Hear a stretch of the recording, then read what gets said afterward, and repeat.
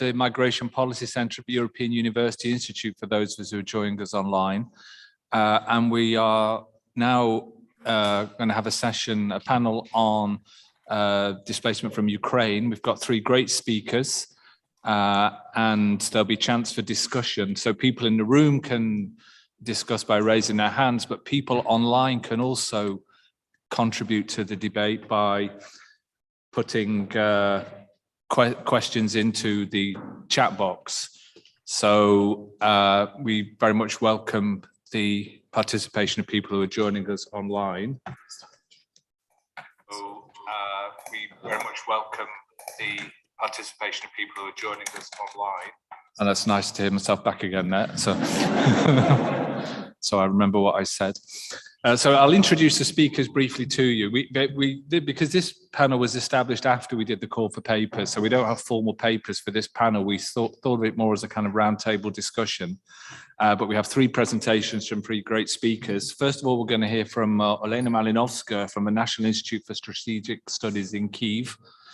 Then we're going to hear from Marta Pachocka from the Warsaw School of Economics and the Center of Migration Research at the University of Warsaw. And then from Marta Sommer, who is a senior policy analyst and head of the Migration and Diversity Program at the European Policy Center. So they're all very welcome. And without further ado, I'm very pleased to hand over to Olena Malynovska. Dear colleagues, dear Professor Geddes, I'm very grateful for invitation to possibility to be here. It is a great honor for me, and I would like to first of all to express my gratitude for the interesting of the colleagues to our problem, to the problem of migration in Ukraine now. Last years, many researchers tried to assess the consequences of COVID pandemic to global migration. But in case of Ukraine, its impact cannot even be compared with those of Russian invasion. As a result of large-scale military actions, more than 14 million Ukrainians have fled their homes. 6 million of them went abroad and 8 million to safer places inside the country. I am one of them. I was engaged in research on migration and migration policy for many years, and now I have got a practical experience. After the war began, my son-in-law took my daughters and my grandchildren to Western Ukraine. My husband and I left in summer house near Kyiv. We thought that this place will be more safer than in the city, but we mistaken. Our home is situated in the triangle between Bucha, Borodyanka, and Makarov, the towns whose names are well known now. There were battles around us. There was not electricity, heating, water, and any communications. And so 2 weeks passed. On 10th of March, we went on the road and we were lucky. The car with the white flag, which was evacuating people from nearby village, stopped.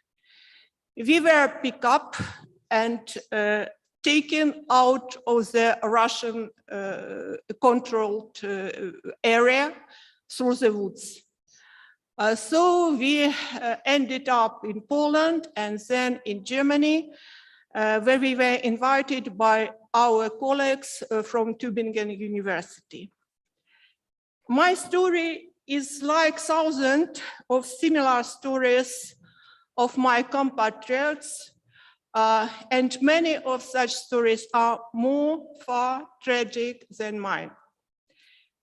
So the reason of mass exodus of Ukrainian people abroad is rather clear. But for today, we have not enough information, enough statistical data to assess its consequences and to predict further development. Situation is constantly changing now. Military action continues. Thus, the forced migration continues also. However, we can keep in mind that migration is a rather inertial process. Despite the extreme situation, it greatly influenced by previous migration cases and migrations links, migration networks established in previous period. Thus, the analysis of the previous migration trends of the Ukrainian population can help to make logical assumptions about their future. First trend I would like to mention is the fact that Ukrainian population is rather mobile traditionally. After the collapse of the USSR and severe economic crisis of 19th, migration has become the strategy of survival for many Ukrainian families. According to the sociological data of Institute of Sociology of Ukraine, not less than 1/3 of population of the country has experienced labor migration abroad. Before the pandemic, up to 3 million Ukrainians worked abroad, or more than 10% of working age population. As a result of COVID restrictions, 10 to 15% of labor migrants returned home, but most of them went abroad again at the first opportunity. Due to migration experience, language skills, personal and business links abroad, millions of Ukrainians fleeing the war to foreign countries, predominantly to the countries where labor migration was directed.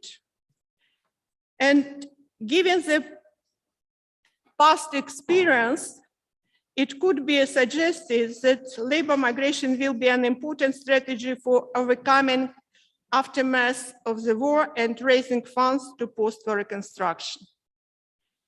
One more notable trend of Ukrainian migration is the reorientation of its direction to the West.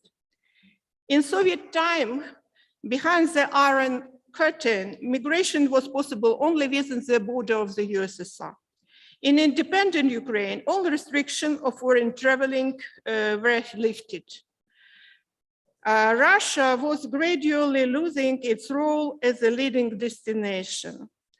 And this process accelerated after the annexation of Crimea and beginning of conflict in Donbass in 2014. According to State Statistics Service, Poland has become the main destination for labor migrants from Ukraine.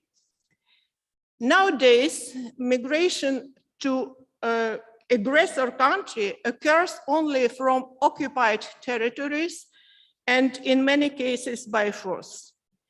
Even after the end of the war, it is difficult to imagine active migration to Russia. Instead, it can be predicted that most of the Ukrainian migrants will go to the West, to countries that have proved their sympathy for our country. Moreover, I think that geography of destination country for Ukrainian migrants will expand because we now get the assistance from the countries, not only in Europe, but in other continents, like even in Australia and Japan. The next significant trend is the gradual expansion of migration behaviors throughout the country. If previously near 70% of labor migrants were from Western Ukraine, over time, more and more people from other regions started migrating. In the current forced migration, residents of north, south, and east of Ukraine, which most affected by the invasion, make up the majority. That is, the population that did not have migration experience before is obtaining it now. This gives grounds to assume that migration will intensify throughout the country, especially because the east, south, and north of the country have been most destroyed, and they will need significant funds for reconstruction. The development of migration trends is accompanied now by radical changes in the nature of migration flows. If previously it was mainly labor migration abroad, now it is forced migration. So the composition of the flow has changed accordingly. Among the labor migrants, men predominated and women accounted for about 1/3. Now, more than 80% of refugees are women and children. The structure of the current outflow can be illustrated by data on issued refugees' identity numbers in Poland. 47.9% were given to children below 18 years, 44.9% to women aged 18-65, 3.4% to persons above 65 years. From one hand, the need to care for young people prevent employment of refugees women. Besides this, the number of female jobs is limited. But from other hand, Ukrainian refugees have certain advantage in the labor market, primarily due to their high level of education. There is no precise data, but we can assume that it is significantly higher than the education level of refugees from other countries. It is also higher than that of Ukrainian labor migrants who went abroad before the war. Previously, most labor migrants came from rural areas and were blue-collar workers. But now, majority of migrants are residents of large cities where the share of people with high education is substantial. According to one sociological poll conducted on the border, 26% of refugees were higher qualified specialists, 20% entrepreneurs, and 70% qualified workers. So some refugees from Ukraine have a chance for employment and a decent salary, which may be an argument for them to stay abroad for a long time. According to data from Poland, 25% of Ukrainian refugees of the working age already have found a job and work now.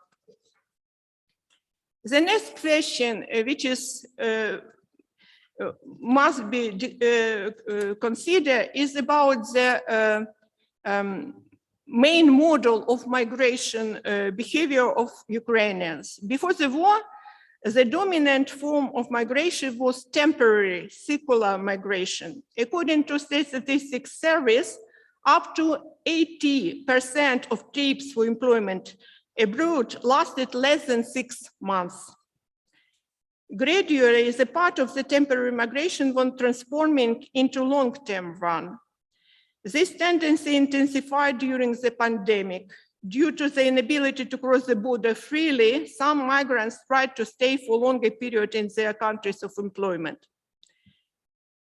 Whether the mass exodus of Ukrainians abroad will increase immigration for permanent residence will depend on how long the war will last and how fast the reconstruction of the country will be. Currently, according to various polls, more than 80% of refugees want to return. As of middle of May, near 2 million refugees already returned into the country. But already now, surveys show that between 10 to 12 of refugees do not plan to return. Although the vast majority of Ukrainians went abroad seeking security, some of them use the opportunity to go to a more developed and richer country. Refugees who have families abroad, go to remote countries, have professional knowledge and skill to find a decent job, are more likely to favor permanent residence abroad. There is also a low probability of returning home among young people. who will continue studying in the foreign countries. Women who opt to still stay abroad after the end of the war may be joined by their husbands. Thus, it is logical to assume that the number of migrants from Ukraine will increase. And I would like to say some words about IDPs.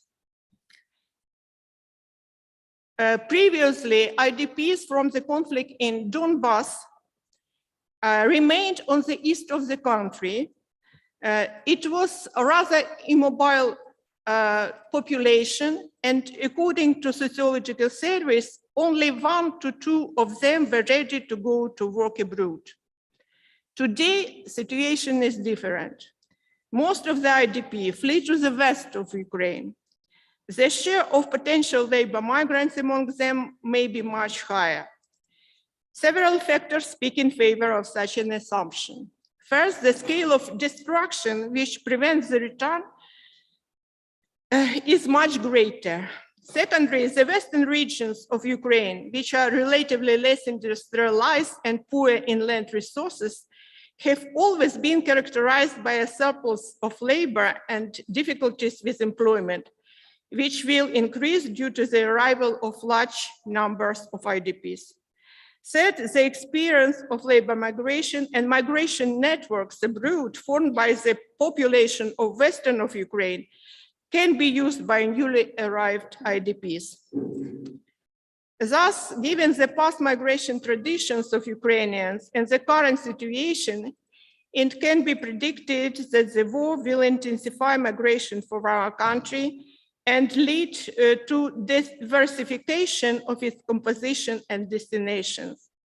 It may result in significant demographic losses, which may slow down the post-war recovery. Therefore, creating conditions for the return of refugees and IDPs should be the central task of the nearest future. Thank you.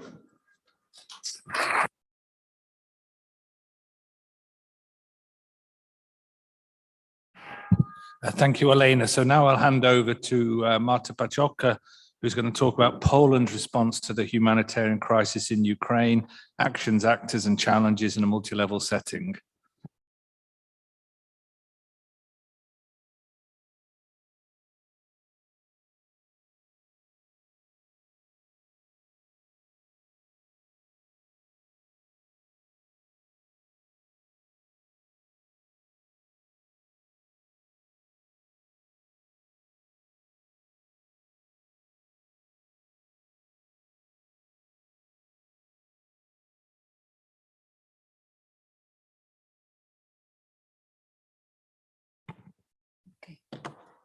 I hope that you can hear me well. Is it correct?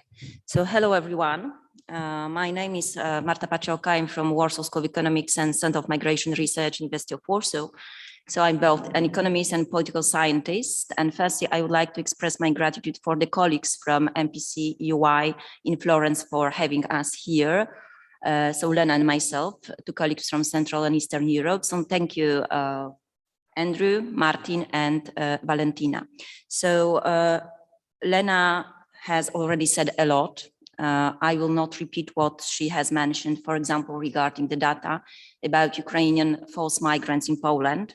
But what just came to my mind when I was following her speech are the following statements. So this is about the testimony. So the real voice, the real refugee history of the people. And as she said, there are many thousand histories like this nowadays, not only in Poland, but also in other countries of our region. And it's hard even for us, people knowing many Ukrainians, just to have this experience, because they are our colleagues, they are our students, and very often they are our family members. So thank you for this testimony, Lena. Also, what I would like to stress is the fact that this is incredible that for this kind of conference happening in Western Europe, there are people, researchers, ordinary people invited from CE countries. So we can see that because of the war and the aggression going on in Ukraine, there is an interest in the developments in terms of migration, including forced migration in this part of Europe. So thank you for it. And finally, also you mentioned Poland as the destination country. To this I will refer in a while. And also that we are missing precise data in many fields. And this makes it very hard to properly design, implement, and evaluate different public policies. And also one issue that should be kept in mind is the language. So how we describe the people that are in general on the move from Ukraine to other European countries and non-EU countries, because the language is very mixed. So we call them refugees, forced migrants, people fleeing Ukraine. I will call them briefly forced migrants because I find this term the most neutral.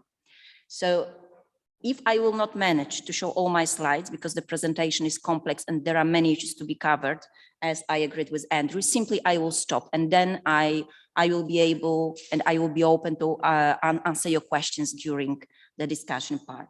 So as you can see, the presentation is about Poland. It responds to the crisis, taking into account different components, action, actors, and challenges, but we have in mind this multi-level setting. Some figures, the most recent I found yesterday, but also you'll see later the data that were given to me by the colleagues from the Warsaw City Hall.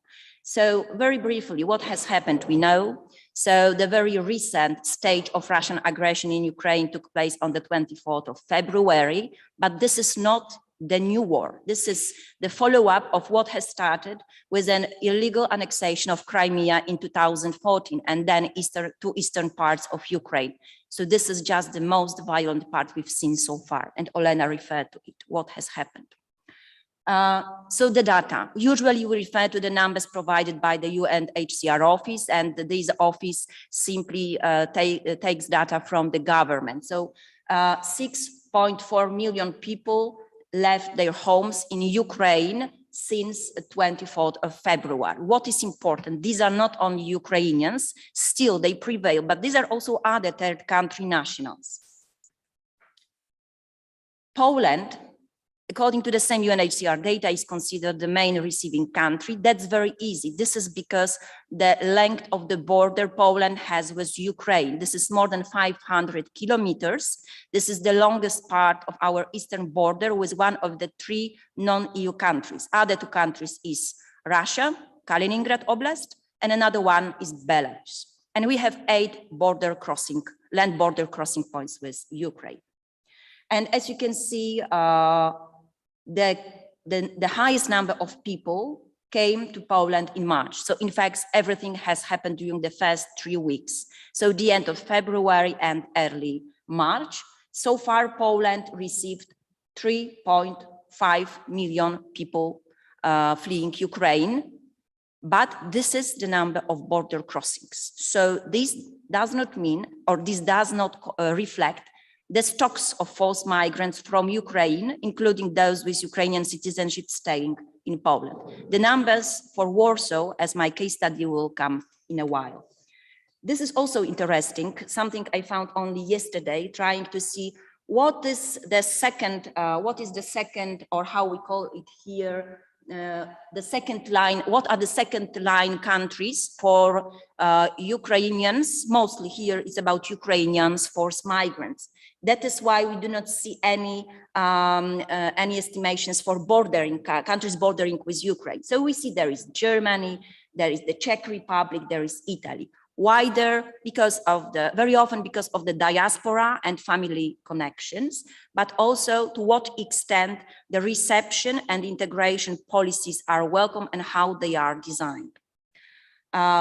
So we know about the flows, but then to act, we need the more information about the stocks, also in medium and long term. There are no precise data. Here I am combining 2 sources. So on my left, you see the data taken from the UNHCR estimation of the so-called refugee population. This refugee population includes both Ukrainians and other third country nationals. And I just want to pay your attention to Poland. So they made this calculation based on the number of entries to Poland as of 23rd of April. There are no more recent data. So projected refugee population that may arrive to Poland from Ukraine by the end of 2022 is even 4.3 million people. And then the projected refugee population that may remain in our country is more or less 2.6 million. But now on my right, let's look at the estimates provided by my colleagues from Center of Migration Research, Paweł Kaczmarczyk and Maciej Duszczyk. They also made their calculations based on data from late April. And they say that as of late April in Poland, we had around 1.5 Ukrainian citizens considered forced migrants, but it was not the total population of Ukrainians. Because we have to keep in mind that we are, let's put it in this way, familiar with the Ukrainian migrations since many years, especially since 2014. Even there is the phenomenon called Ukrainization of labor migration from Ukraine. So we have, as I've mentioned, we have many Ukrainians coming as short or mid-term migrants to Poland to work, but also to study or to simply reunite with their families. So as of now, we have, let's say, up to 3 million Ukrainians, including half forced, half economic migrants. Very briefly about Poland and the developments on the eastern border.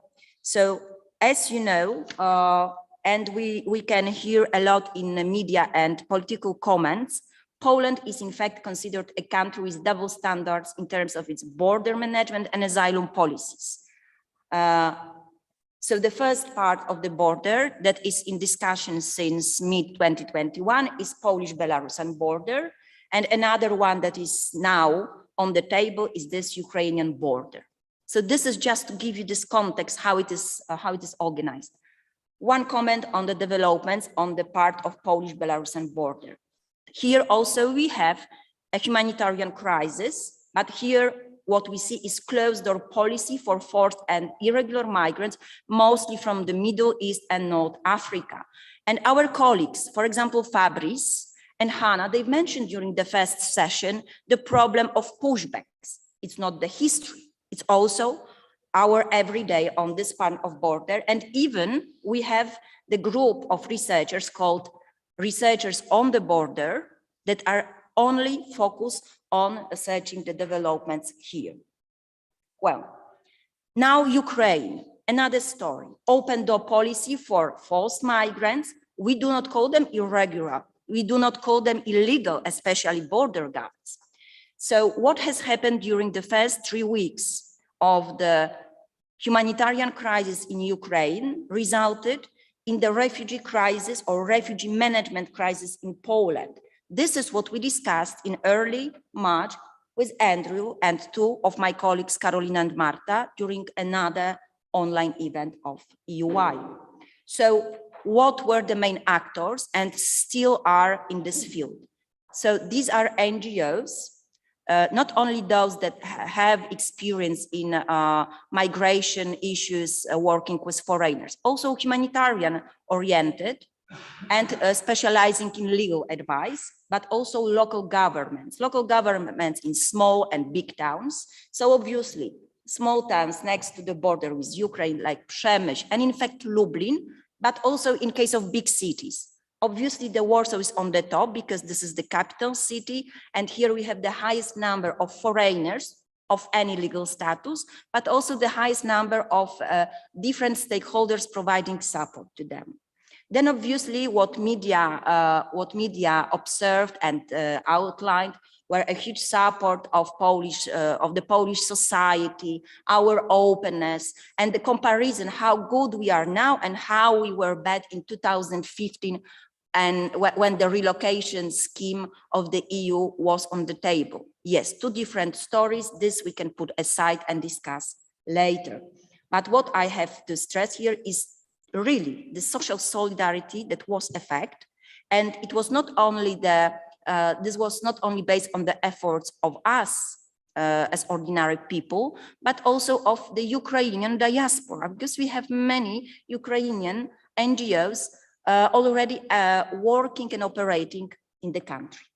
Then comes the government of law and justice, just to remind you.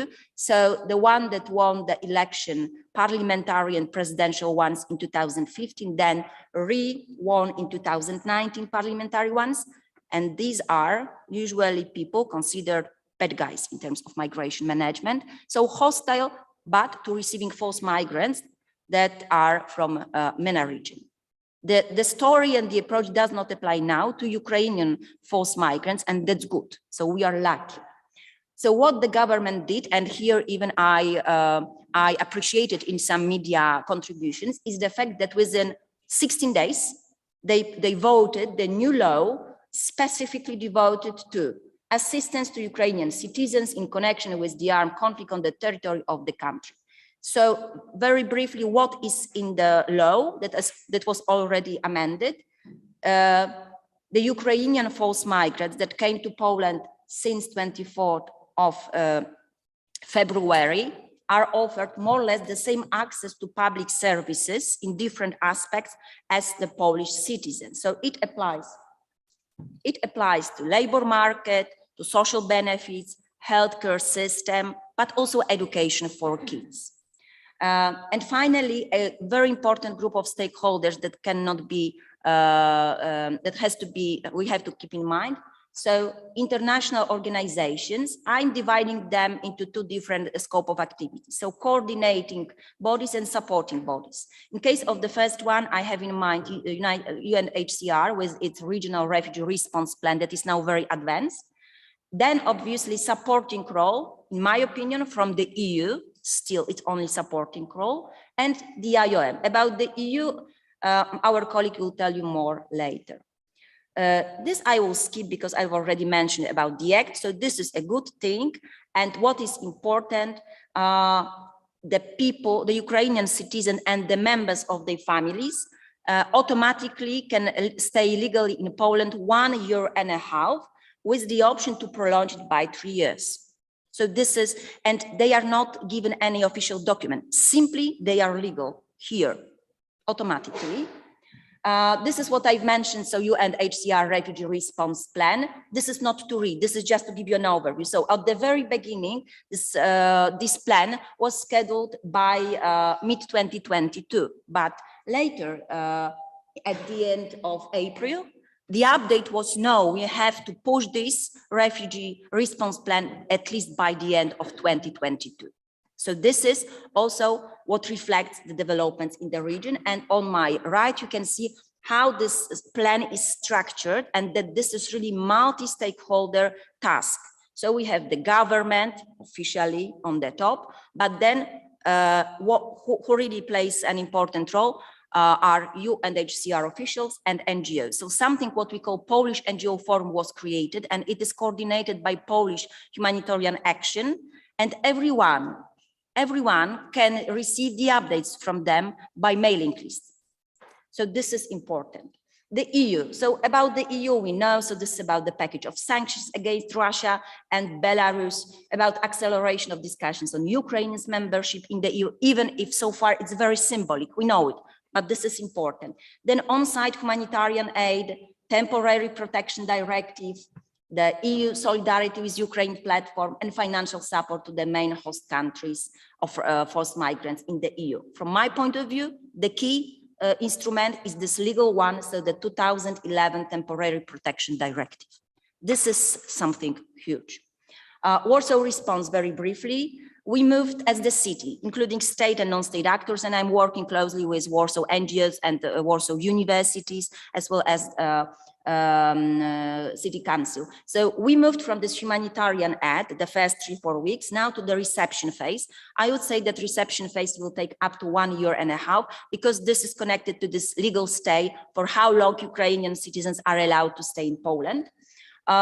Important stakeholder within this Warsaw, let's say, stakeholder package is Branch Social Dialogue Commission for Foreigners, advisory body combined of both NGOs and City Hall officials. So we've started the discussions together since the very first day of the crisis.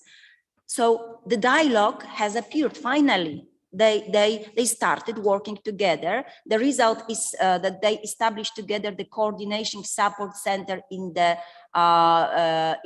maybe you know the famous big building in the city, in the heart of the city, so Palace of Science and Culture. Their headquarters is there. So any institution that provides support to Ukrainian population can get there. So have a support in terms of equipment, legal advice, infrastructure, because many NGOs were poor in terms of infrastructure, IT equipment, language capacities. Obviously, what is very typical now for many Polish institutions is there are websites that are available not only in Polish, but also in Ukrainian and English. This was the case also of the Warsaw City Hall website 19115, where, and you have some print screen, now Ukrainian colleagues can find any details, and the website is developing within the time. And then obviously research activities, these I can mention later. Selected data on Warsaw regarding, and I'm closing to the end, selected data on Warsaw regarding support and reception for forced migrants. These are exclusive data that I'm taking usually from my colleagues from the City Hall. So far, estimated number of people that, let's say, passed through Warsaw is, it corresponds to 43% of the total population of Warsaw. So total population of Warsaw is 1.7 million. But then the estimated number of people staying, so I mean here Ukrainian citizens in Warsaw and in its surrounding, it was at the peak of the crisis, so March, up to 300,000 people. But now estimation regarding the permanent resident really living in Warsaw is only 160,000. So 9% of the total population of the capital city. Volunteers, not so typical data that is mentioned. The number of volunteers involved in providing support that were counted by the City Hall, 14,000 people. Everyone, I mean students, teachers, even at my universities we did it. And crucial data, accommodation and education, because labor market, health, it can be postponed, but accommodation is something we need very quickly. So number of the city's accommodation places as of 20th of May, around 2,000, but then let's look at number of private apartments that were provided by ordinary people, more than 5,000. This is just to show you that the City Hall accepts the fact that there are many private people offering their homes for Ukrainian forced migrants. Obviously, they can be paid for it according to this law I've mentioned, but only during 60 days. Now the amendment of the law changed it, and they will not be paid for hosting forced migrants. So we will see if it will influence their good heart. This is only an example also what other local authorities do. So we have something we call the Union of Polish Metropolises, gathering 12 big and medium-sized cities. So in April, if I'm correct, or early May, they published the very first report so far on urban hospitality in terms of the humanitarian crisis. Challenges, the list of challenges is very long. So I will not go through them, but very briefly it's about how many people will stay, what are their profile in any terms, what are their needs, how to organize their access to public services, to what extent our public services system is efficient and sustained to do this in the following 1, 2 years, or even 3, how to avoid potential social tensions. These bad Ukrainians will take our jobs. It has already started. And I think that I will stop here. Thank you very much.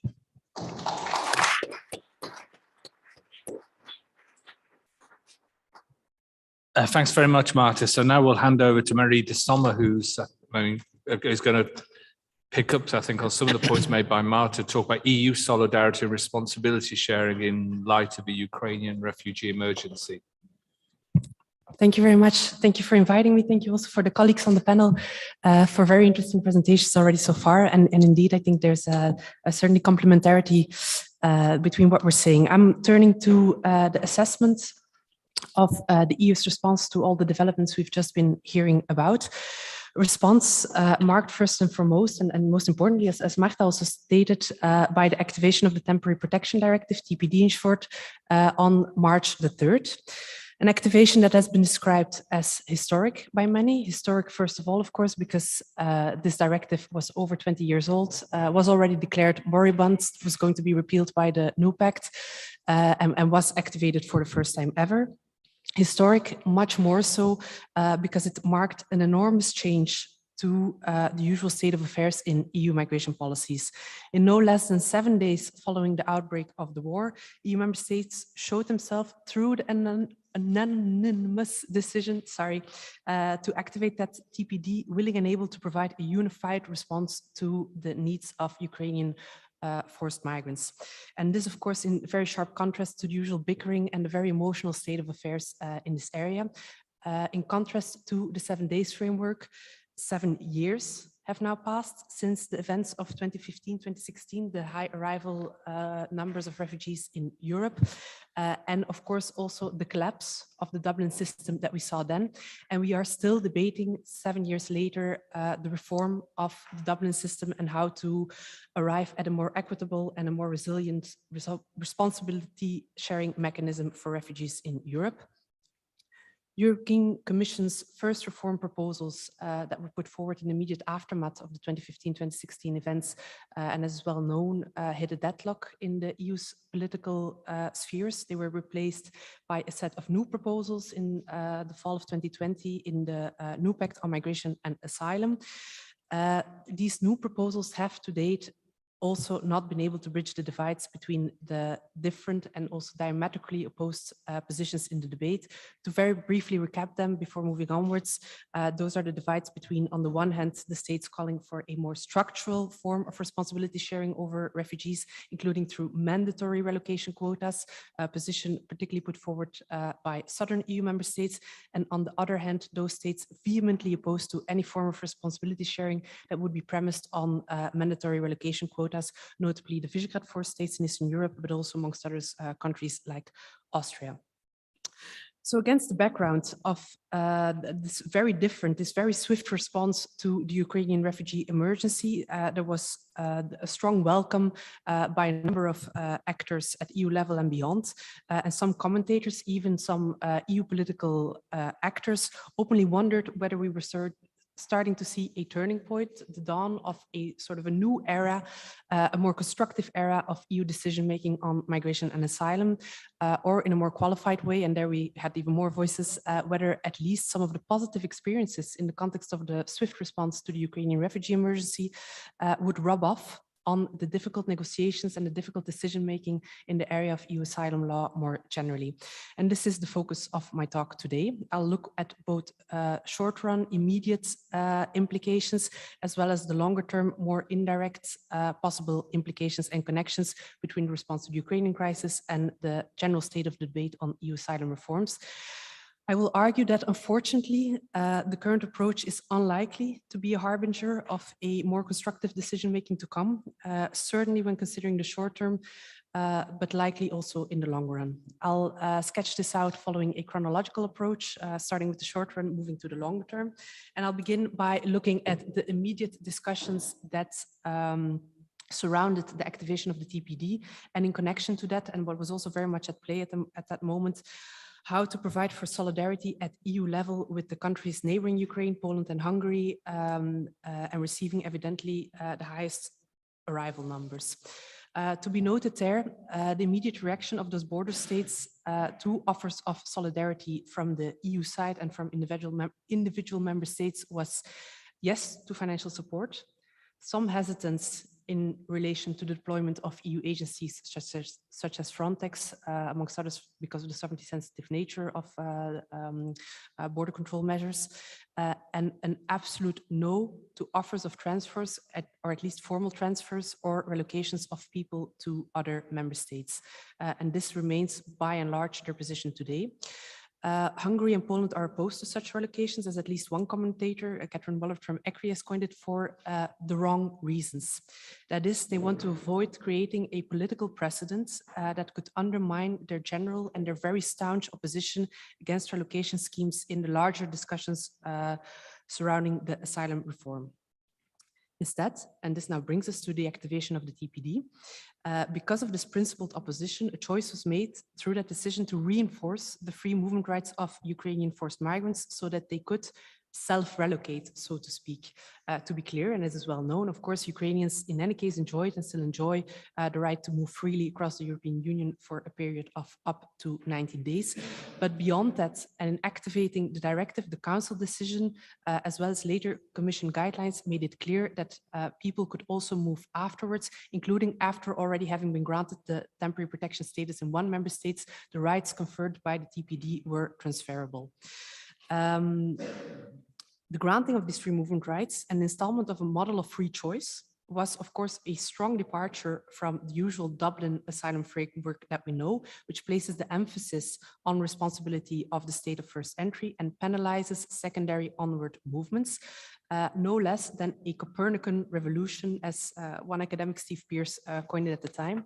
The reasoning behind it, and what I think is important to note, however, is that this was not at all linked to any Copernican revolution in the thinking about asylum more generally. Instead, by enabling such free movement, and as the text of the Council decision reads itself, the idea was to promote in a more organic way a balance of efforts between member states and to avoid opening up the toxic discussions around relocation. So in short, we certainly have no grounds there to consider the Ukrainian response as the start of a paradigm shift. Instead, it was the strong attachment to that paradigm, to the parameters of the Dublin system, that were the reasons for applying this free movement regime. All of that is not to say that in the long term, we might not see positive effects from such a free movement model, but I'll get there as I discuss potential long-term implications. I still want to stay a little longer with the discussions on the TPD's activation and bring in another element for consideration when thinking about the connections with the larger EU asylum debate. And another element that should also caution us against being optimistic about potentially positive effects, and that is the limitation to the personal scope of that directive, so to who that directive applies, that was inserted in the Council decision activating it. The original Commission proposal would have foreseen that it applied to all those fleeing the war, Ukrainian and non-Ukrainian nationals alike. This, as is well known, was opposed in the Council. Media leaks talked at least of opposition of Poland, but we know that there were other member states opposing it too. The vision was that the protection and the free movement regime should stay limited as much as possible to Ukrainians only, not to be extended to non-Ukrainians. As a result of this opposition, currently the final Council decision specifies that the TPD applies to non-Ukrainians only if they enjoyed already protection status in Ukraine or are able to show that they cannot return to their home countries in a safe and durable way. Member states are free not to apply the TPD to all other third country nationals fleeing the conflict. So this can certainly be seen as a further signal that what we are seeing at the moment vis-a-vis Ukrainian forced migrants is likely, and again, unfortunately, not the start of changes in the thinking about asylum in a more general sense in relation to other groups of protection seekers as well. Moving onwards from the discussions surrounding the activation of the TPD and looking at the current state of affairs. 3 months have passed and the situation has, of course, evolved. To begin with, for now, and I'm happy to maybe elaborate further during Q&A, but for now, the risk of opening up the difficult relocation debates in the context of the response to the Ukrainian emergency seems to have waned.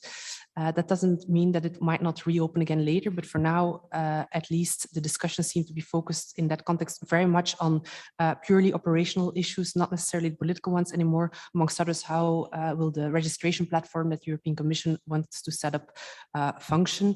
And so little connections to the bigger questions and debates in relation to the broader asylum reforms.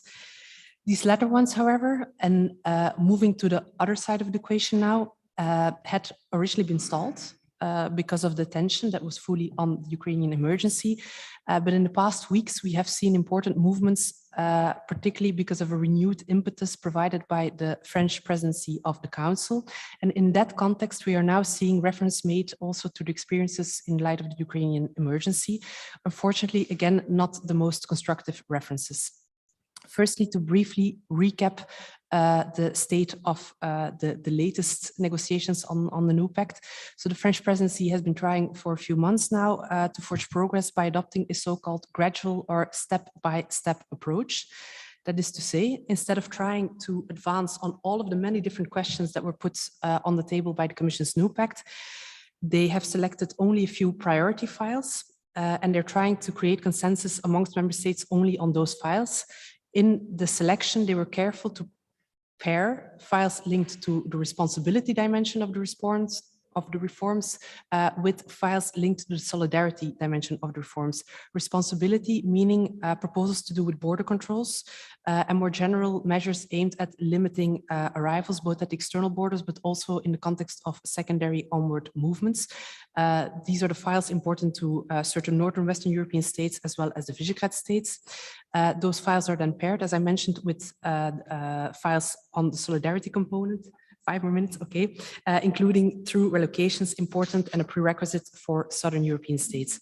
At the moment, the push is very much to advance on the Eurodac file linked to fingerprinting of migrants and the screening regulation put forward by the European Commission, which would seek to introduce, as the title puts, a new and strengthened screening procedure at the borders.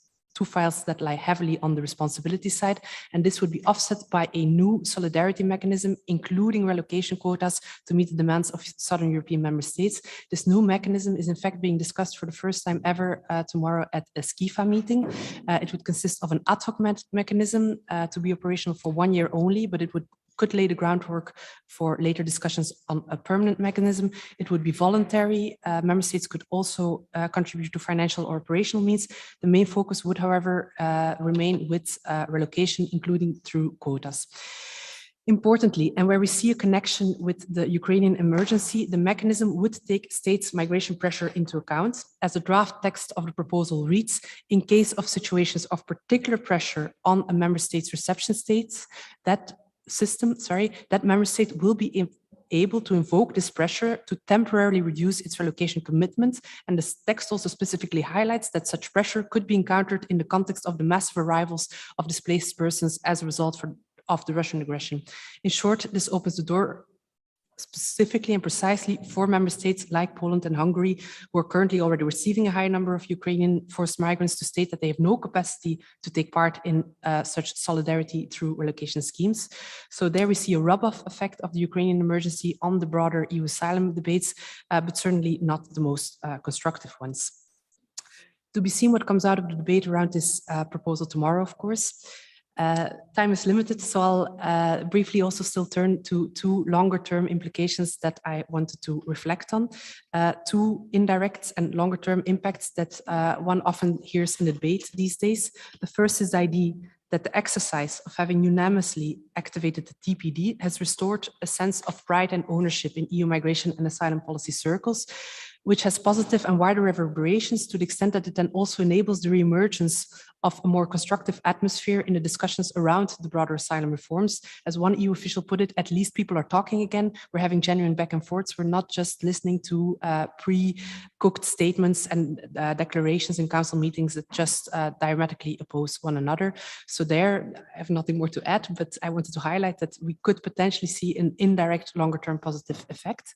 The second one is also an idea that circulates in conversations of this kind, and where I would be less optimistic, but that links to the idea that whilst the reinforcing of the free movement regime for Ukrainians might have stemmed from a wish to avoid toxic relocation debates, in itself, of course, not something positive, there might be positive longer-term implications.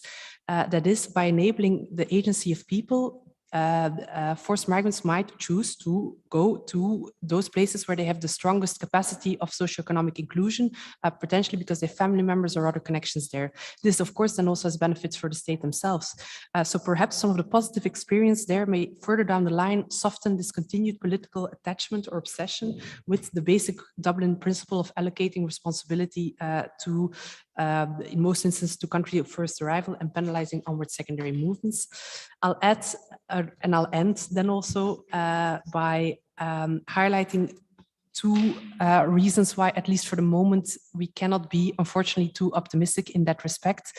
already at this moment. And I want to begin by highlighting that we have seen earlier this month the renewed extension of internal border controls by the 5 member states who have extended them since 2015. Those states have restated that they are extending those border controls because of concerns relating to secondary movements. All of this is happening against the background of a recent Court of Judgment, EU Court of Justice judgment from late April, stating that the border controls are in fact illegal. So just to highlight how strong the continued attachment to these ideas is. Second element, and going back once more to that new French proposal on a solidarity mechanism, that French proposal also has clear references stating that cooperation should be maximized to tackle secondary migration, notably by increasing the pace of Dublin transfers. So also there we see very strongly the continued attachment to penalizing secondary movements. So for now, the focus remains very much on sticking to pre-existing parameters. I'll end it there. But so again, regretfully, my take would be that we shouldn't expect too much of an impact of the response to the Ukrainian emergency on the broader EU asylum reform debates, certainly not in the short term, where we see only limited connections between the two sets of the discussions, and where we see them, they're not the most constructive ones. There might be more positive news in the long term, harder to make definitive statements there, but also not much ground for overly optimistic projections.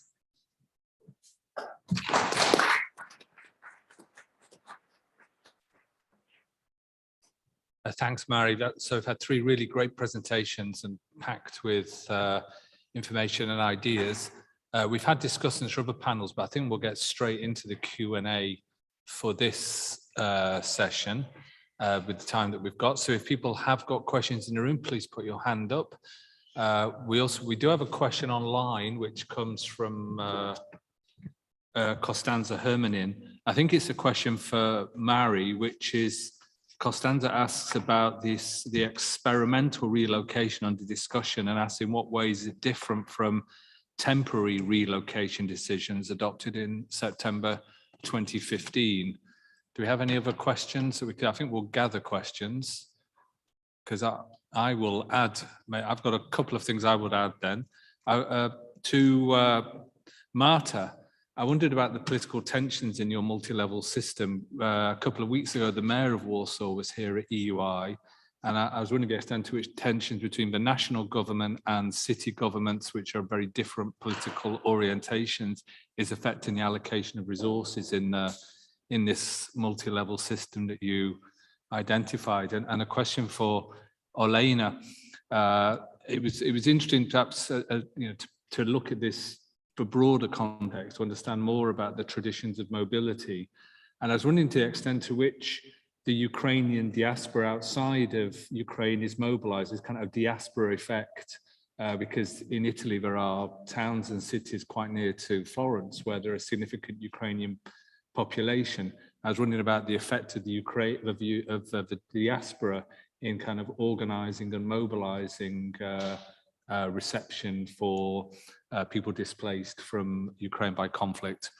Do we have anything else in the room then, Betty? Yes, so Lenka. Thank you everyone for great presentations. I really enjoyed listening to. So I have a question, I guess, for Marta. I come from public opinion research, and as you are well aware, the difference between the welcoming of Ukrainian refugees in Poland, in Czech Republic, where I come from, and other countries is very different from the last wave. So what would be your take in explaining this very big difference? And for instance, my personal opinion is that it also has to do a lot with the geopolitical Russian presence. So, but I would be curious what you personally also think, what might be the reasons for this? And we'll take one more question. Martin, you've got a question? Yeah, thank you for these presentations.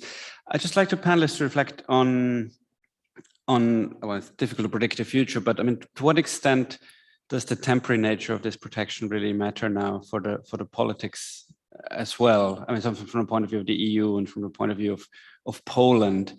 Is your sense that the solidarity we see now is very much predicated on this idea this is temporary, I mean, we heard that already now in service, if I understood correctly, a share, maybe 10%, 20% of Ukrainians want to stay. To what extent are kind of policymakers that you're familiar with preparing for this? And to what extent do you see issues coming up with that transition from temporary to permanence? Okay, so we'll perhaps go in the order that the speakers originally spoke in. So, Olena.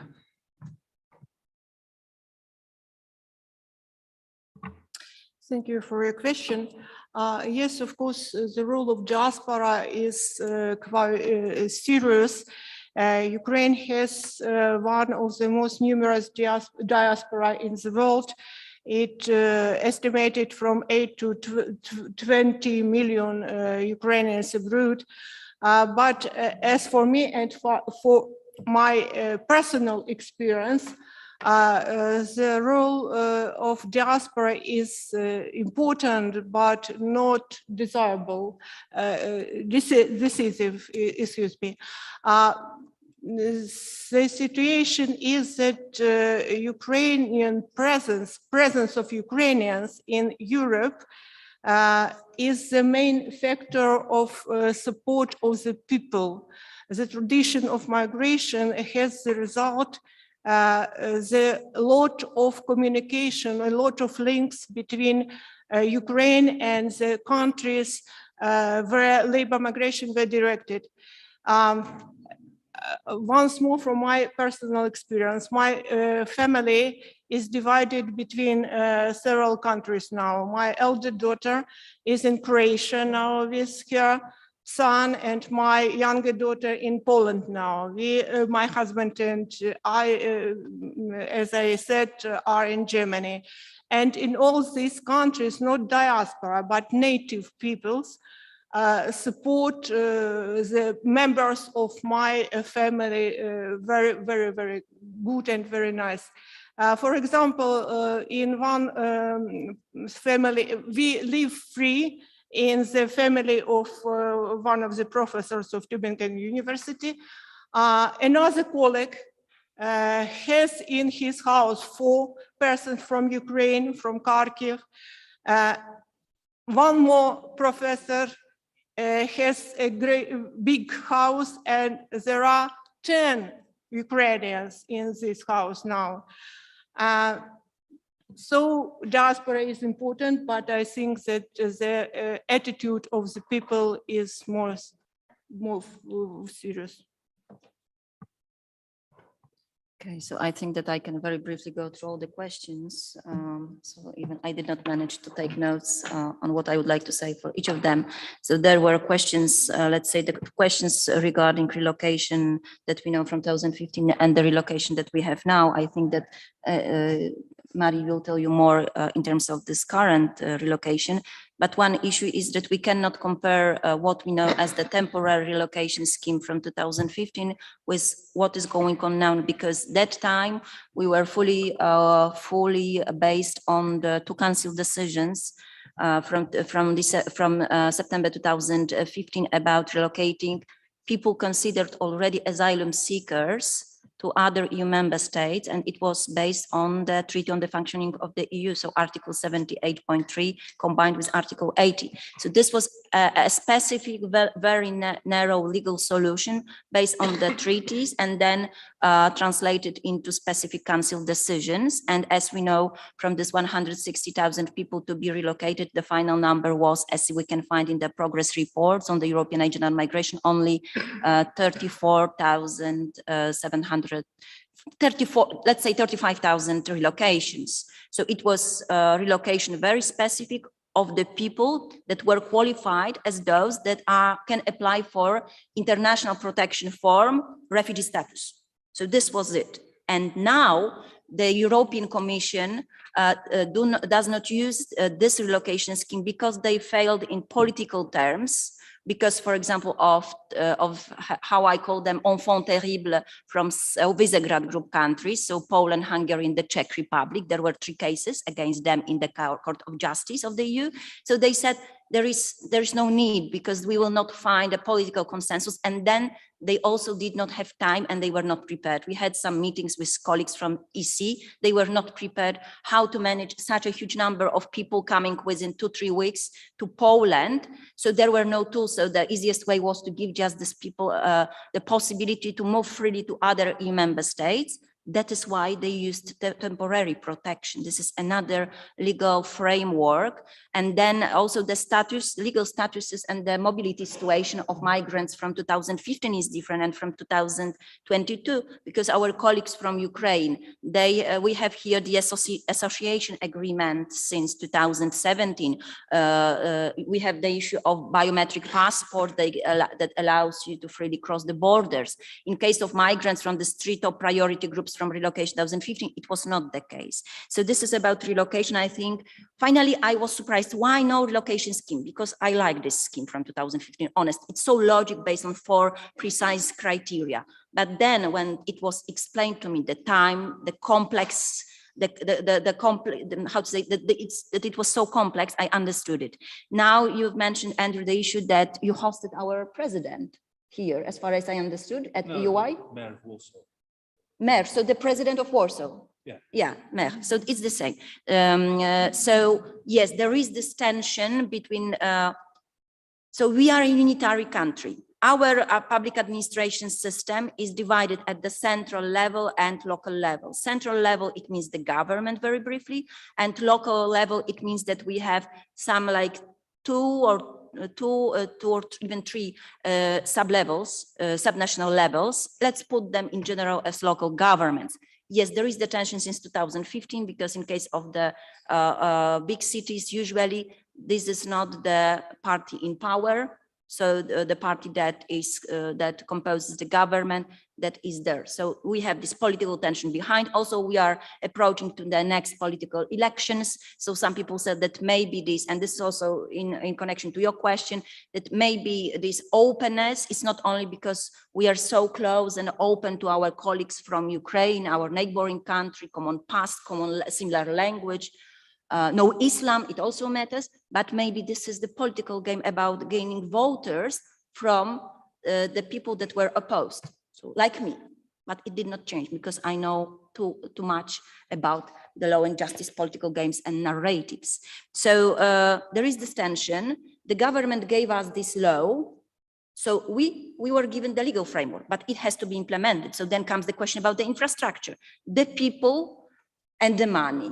So the discussion is there because this is the local government responsible for implementation of most of the actions, access to primary, secondary education, labor offices, and so on and so on. Someone has to pay for it. And then obviously we have this discussion. This is the EU that does not want to give us the money, and they promised. Let's put it aside because we know what is the situation in Poland. We need some judiciary changes to be implemented to really become once again the country that follows the democratic rules. Also, how to explain these different approaches between 2000 and 2022, I've already said. Also, it has to do with geopolitical issue. I think so, and I'm not an expert in let's say Eastern or Russian studies, but I think that this is because we perceive as the country, the society, Russia as the enemy from many years. With Germany, the story is different after the Second World War. We are together in the EU, so Germany changed, and we, even if there are some political tensions, this is now our partner from the EU member states that follow some rules. In case of Russia, we still look at it at this strange country somewhere there. And yes, that's true that also we are providing support to Ukraine because we know that we are shortlisted as the same with 3 Baltic states. So even if we are in the EU, still we know that there is a risk of aggression. And then the very last question was about the transition from temporary, to, let's say from short-term temporary migration to long-term or settlement migration.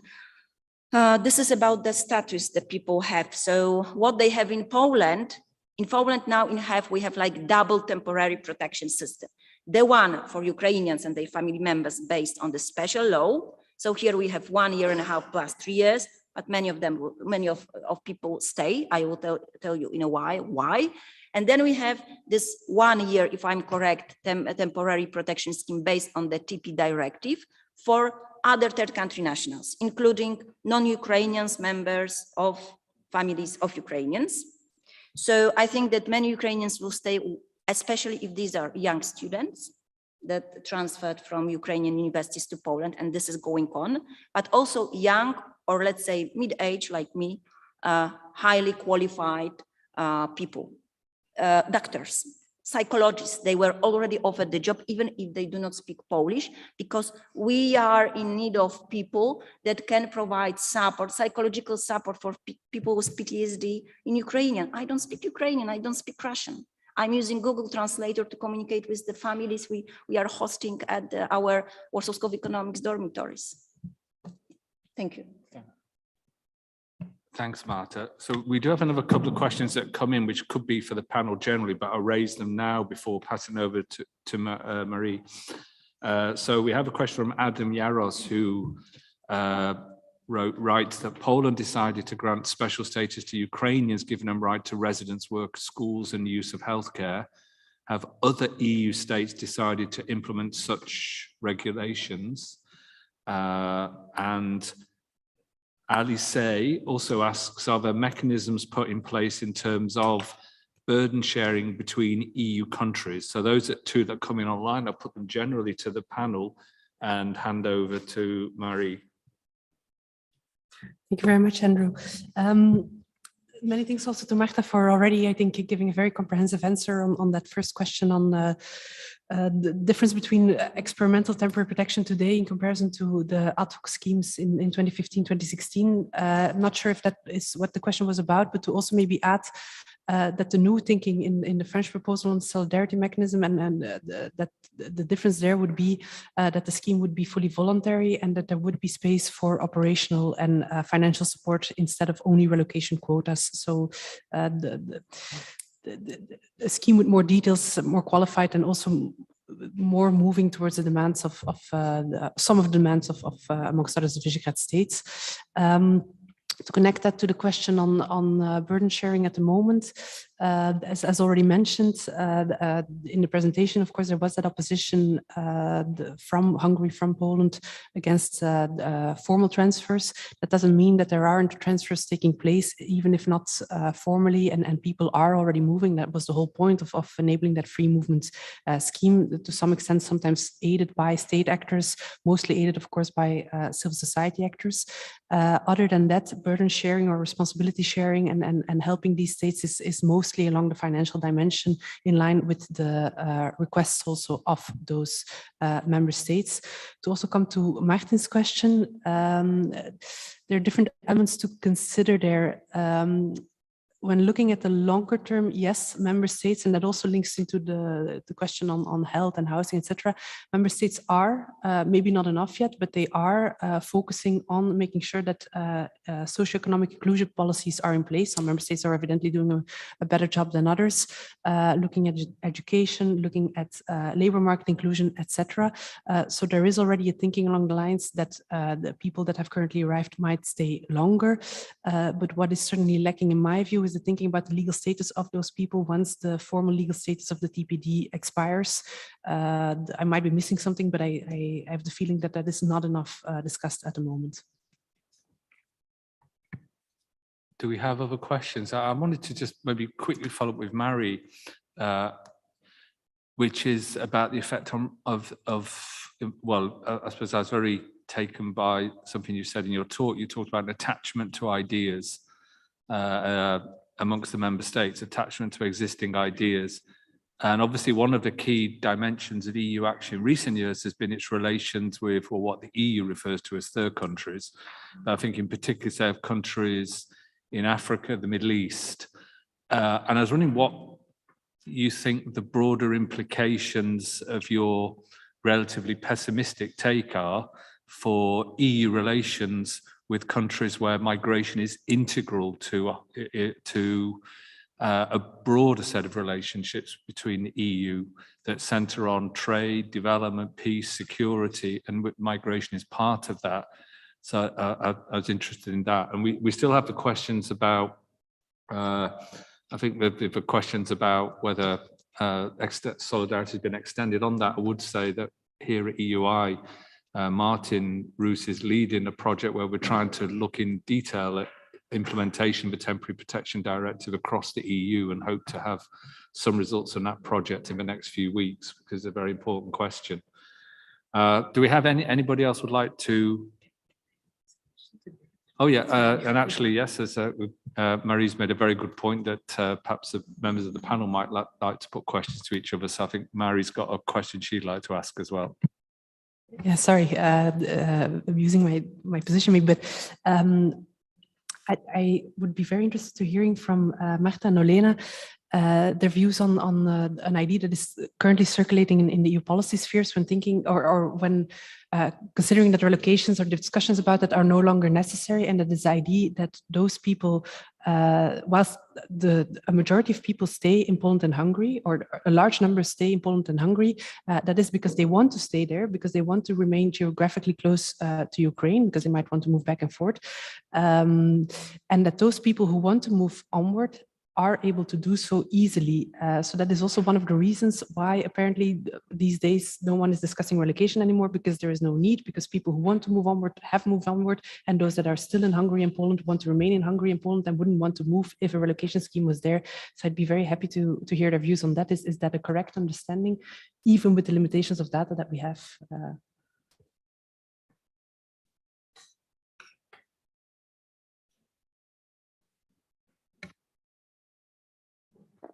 Okay, so let me say that I will provide the feedback on both of us, or as the first one, as if I understand Olena properly.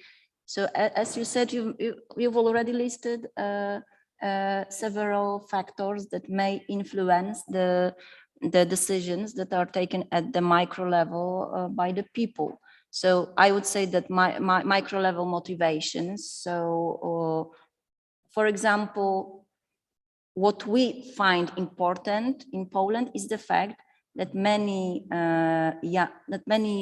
in fact, men at the age of 18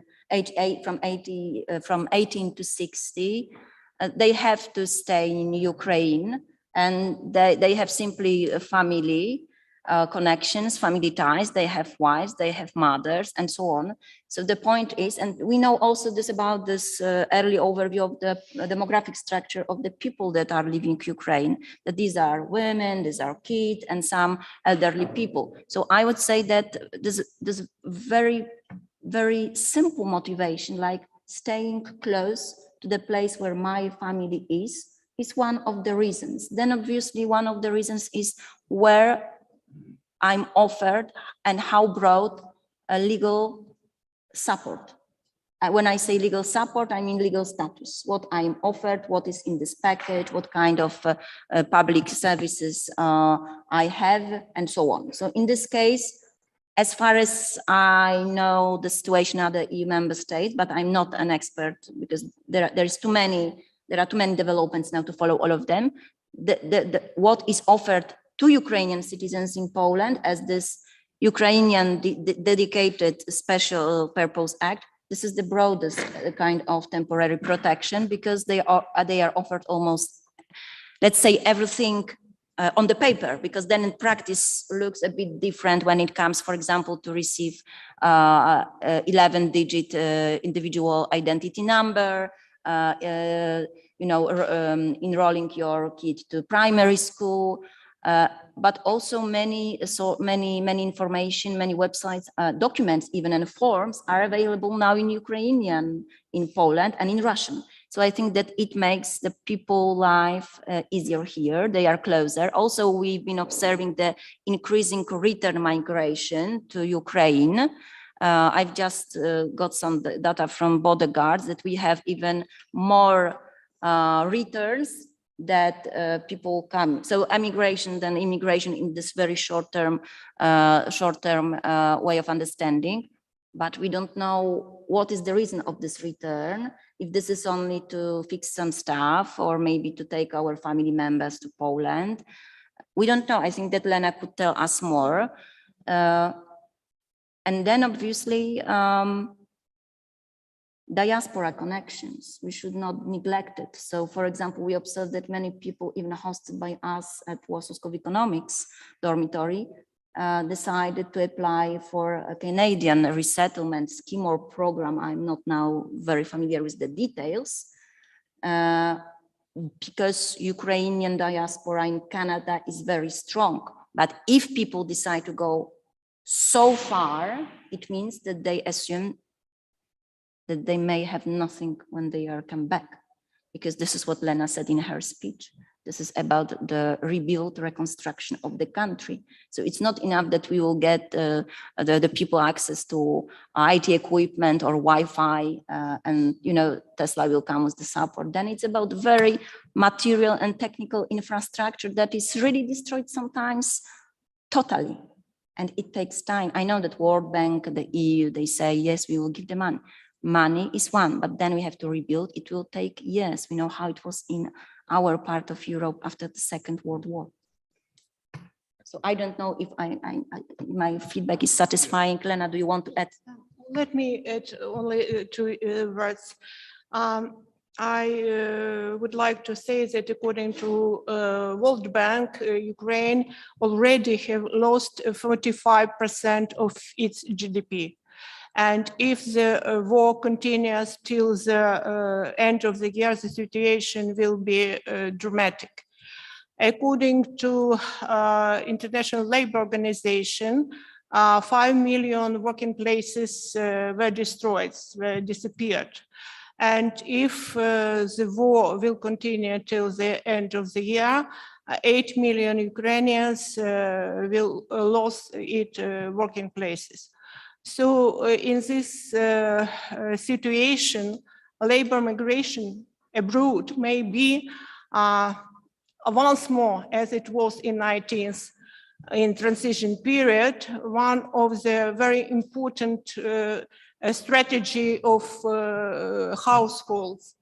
And that is why, besides the forced migration, I think we have to predict a massive labor migration, which is necessary to reconstruction of the country and to support the household by migrants, to support the household which left in Ukraine.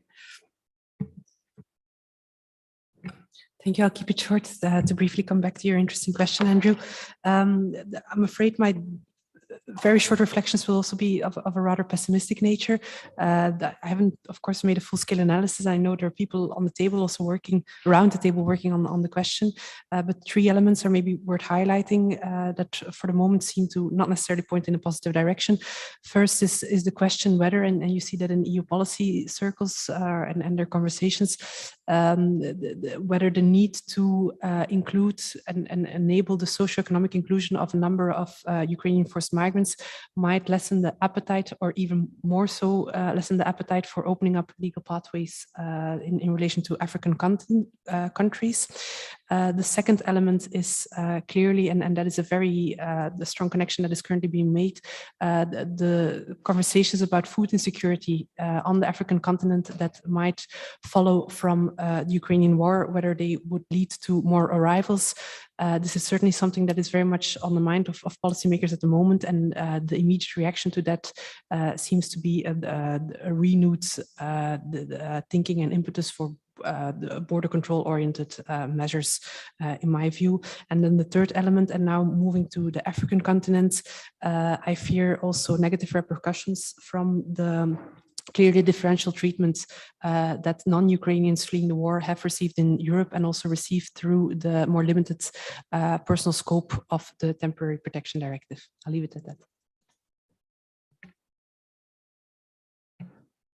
Thank you very much, Mary. So we'll conclude this session now. I think join with me in thanking all the speakers. It's been hugely rich and informative. So thank you to all of them.